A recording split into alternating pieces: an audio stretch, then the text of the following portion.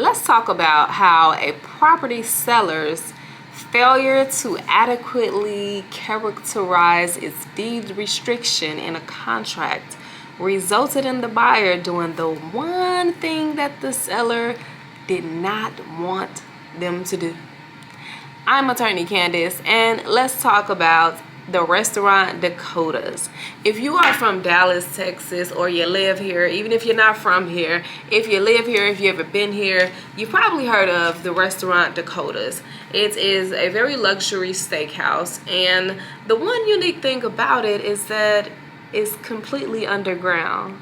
That's right. The only way to get into it is you walk on ground level and go down into an elevator into the restaurant. There is nothing at ground level.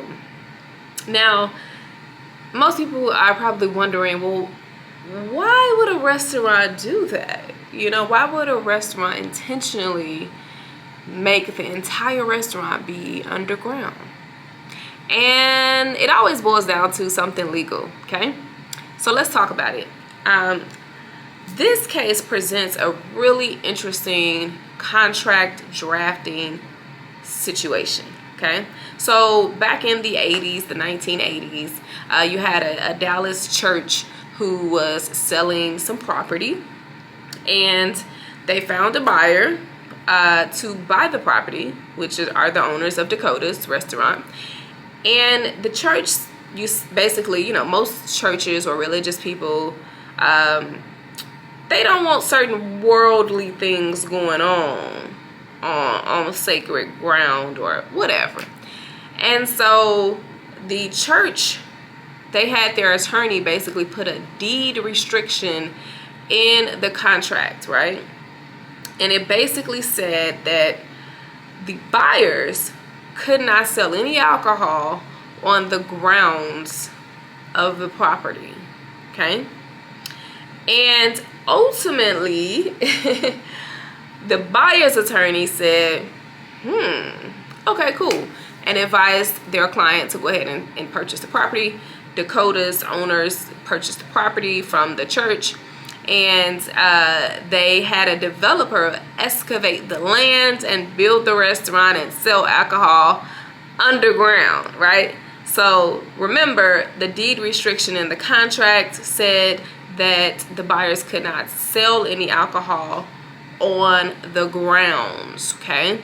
And so remember, when you own property, you own below ground, including any minerals that are below ground on the property. You own ground level, which is where most people build their property, their houses, things like that. And then you own above ground, okay? So whatever little square footage that you own all three of those, unless the deed says otherwise, okay? So this was, you know, kind of a creative legal workaround, if you will, to prevent the Dakota's owners from being in breach of contract, okay? Because had they went ahead and built the restaurant on the grounds, that would have been fine, but the only problem is they would not have been able to sell alcohol. And we know, I mean, what's a steakhouse without a little bit of wine or champagne or, shoot, even an old-fashioned, right? So it was genius for them to say, hey, we're going to be unique. This property was a good sale. We got it for a great price. It's a prime location in downtown Dallas.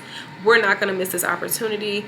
We're going to do a legal creative workaround, and we're going to put the restaurant and serve alcohol and all that below ground, okay?